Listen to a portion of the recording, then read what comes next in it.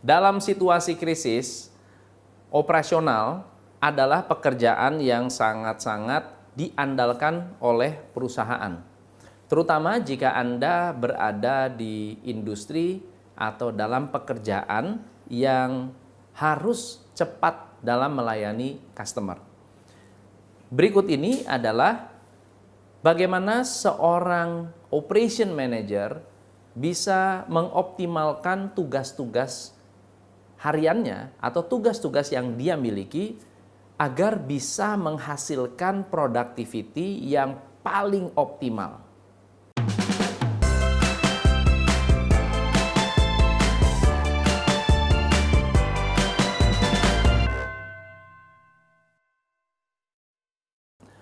Tugas pertama seorang operation manager adalah day-to-day activity.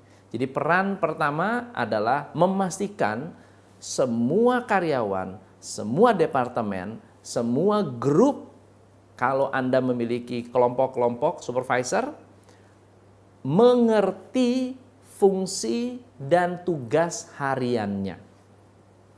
Seorang operation manager harus bisa memastikan bahwa semua orang yang sudah memiliki posisi, memiliki rutinitas yang tertulis. Yang kedua, seorang operational manager harus menguasai staffing. Ada banyak sekali orang yang asal menempatkan orang. Ternyata menempatkan orang di tempat yang salah menghasilkan bencana. Jika Anda menempatkan orang yang tepat di tempat yang tepat, menghasilkan sebuah kemenangan. Nah, sebagian besar pengusaha mengharapkan bahwa operation manager bisa menemukan orang yang tepat, merekrut orang, melatih orang, dan juga memastikan orang bisa cepat terlibat dalam pekerjaan yang produktif. Nah, yang jadi tantangan terbesar adalah operation manager yang tidak menguasai ilmu staffing akan ketinggalan. Yang ketiga, seorang operation manager harus memastikan bahwa goal perusahaan yang besar berhubungan dengan goal operasional. Kalau goal perusahaan jangka pendek, jangka menengah, jangka panjang adalah ingin mencetak profit, maka seorang operation manager harus bisa memikirkan bagaimana cara menjalankan bisnis dengan efisien. Kalau seorang operation manager memiliki target yang berbeda, memiliki goal yang berbeda dengan apa yang diinginkan oleh perusahaan, maka target perusahaan yang sudah ditetapkan, yaitu profit, justru tidak akan pernah tercapai. Kalau perusahaan bilang, saya ingin menambah jumlah customer, berarti tugas operasional bukan hanya sekedar memperbesar kapasitas, tapi juga meningkatkan kecepatan dalam pengiriman, kecepatan dalam pelayanan. Jadi goal operasional harus berkaitan dengan goal besar perusahaan.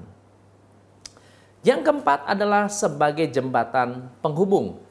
Banyak sekali orang yang terlibat dalam operasional. Coba Anda bayangkan, kalau operasional ini mulai dari pembelian, pengadaan, kedatangan, masuk gudang, di assembly, lalu kemudian di order oleh customer, lalu kemudian dikirim kembali. Ada berapa banyak rangkaian pekerjaan yang harus dikoordinasikan oleh seorang operation manager. Di saat krisis seperti ini, operation manager harus lebih intensif dalam mengelola proses, mengelola koordinasi, dan menghubungkan antar bagian agar masing-masing bisa berinteraksi dengan maksimal.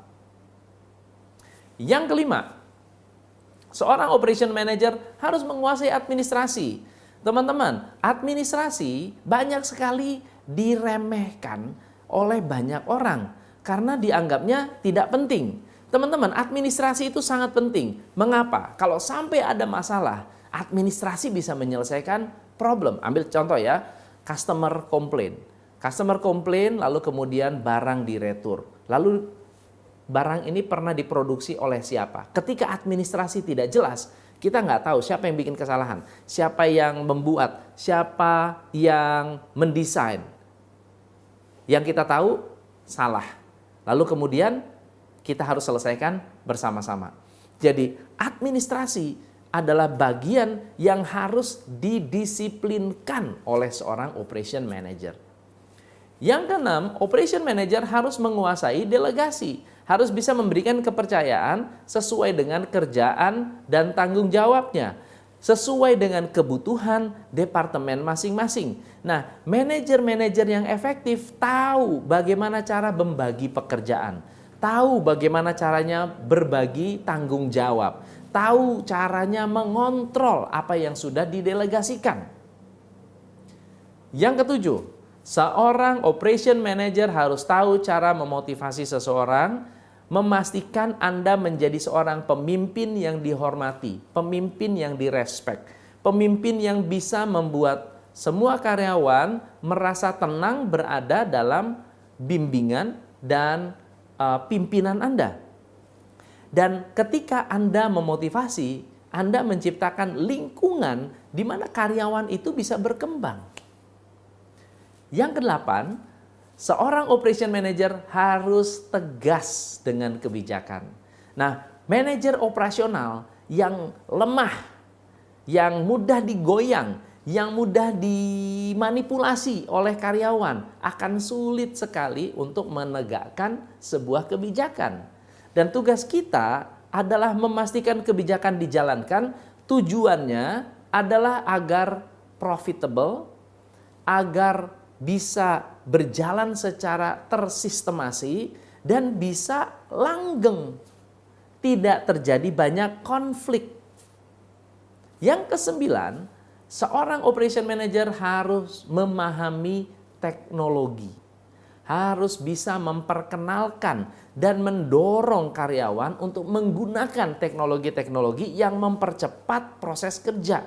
Nah, kebanyakan para operation manager ini tidak hanya memikirkan pekerjaan rutin, tapi juga harus memastikan punya inovasi ke depan dengan adanya teknologi seperti sekarang. Kalau karyawan Anda tidak tahu cara menggunakan teknologi Excel, Word, PowerPoint, atau mungkin hari ini sudah harus menggunakan Google Hangout atau Zoom, atau menggunakan teknologi lain yang ternyata bisa mendukung, ternyata ini adalah tugas operation manager.